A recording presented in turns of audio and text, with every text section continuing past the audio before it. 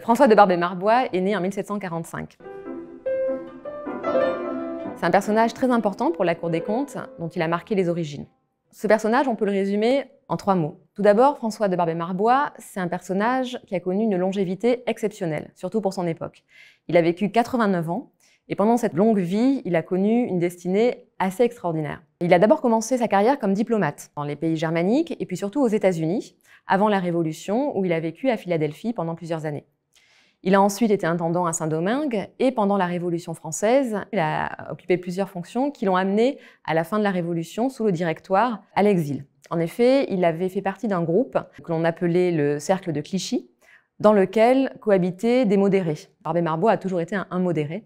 Et en 1797, ce groupe a été exilé en Guyane où il a passé 3 années, de 1797 à 1800, 3 années très difficiles qui ont marqué sa vie. Sous l'Empire, Barbé-Marbois retrouve une carrière brillante, en tant que ministre de la Justice en particulier, et également en tant que conseiller du premier consul et puis l'empereur Napoléon en matière de finances publiques. Barbé-Marbois est un personnage qui s'intéressait énormément à la pratique des finances, à la comptabilité notamment, et il était d'une certaine manière le conseiller, voire parfois presque le professeur de Napoléon dans ces matières-là, qui n'étaient pas les plus familières pour Napoléon Bonaparte.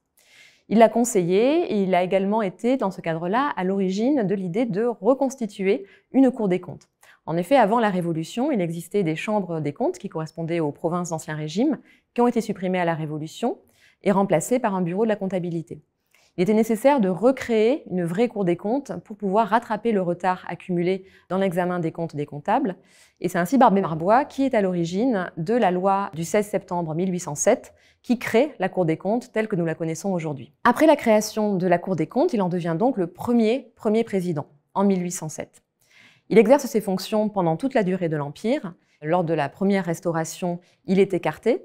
Il revient pendant les 100 jours, ce qui explique que si vous regardez bien les portraits des premiers présidents de la Cour des comptes, vous le verrez 2 fois. Donc Barbé-Marbois exercera ses fonctions de premier président de la Cour des comptes quasiment jusqu'à la fin de ses jours. Et dans ces fonctions, il a très fortement influé sur les méthodes, les principes des finances publiques, en particulier sous la Restauration, où il a été à l'origine de nombreuses réformes qui ont connu des effets encore jusqu'aujourd'hui, en particulier l'instauration de la comptabilité en partie double, qui est un principe qui est encore en vigueur aujourd'hui. Un troisième aspect important de Barbé-Marbois, c'est sa curiosité.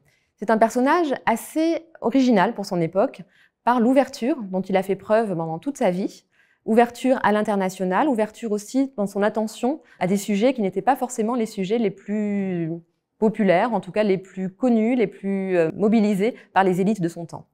Tout d'abord, il a vécu donc assez longtemps aux États-Unis, la jeune République américaine. Il a épousé une Américaine lorsqu'il a vécu à Philadelphie, et pendant toute sa vie, il va continuer à avoir des liens forts avec les États-Unis.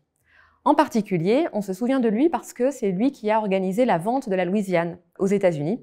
On considère que c'est une des plus grandes transactions territoriales de l'histoire. La France venait de récupérer la Louisiane de l'Espagne, et c'est Barbé-Marbois qui a organisé cette vente. Trop cher, pas assez cher, on a beaucoup débattu sur cette vente et son aspect stratégique, mais il est clair que ce territoire ne correspondait plus à l'époque aux priorités coloniales de la France.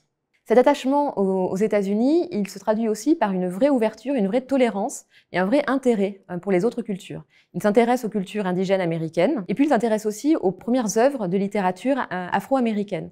En effet, à la fin du XVIIIe siècle émerge une poétesse, Phyllis Wheatley, à Philadelphie. Et il apprécie beaucoup ses œuvres, il considère que c'est vraiment la preuve qu'il n'y a clairement pas de hiérarchie entre les races et que tous les humains peuvent être des artistes, des créateurs. Et en cela, c'est vraiment un homme moderne, un homme des Lumières. Cette ouverture, on la voit aussi en matière de religion, puisque sa femme est restée protestante toute sa vie et ça ne lui a pas posé de problème. Il s'est aussi beaucoup intéressé aux questions des prisons.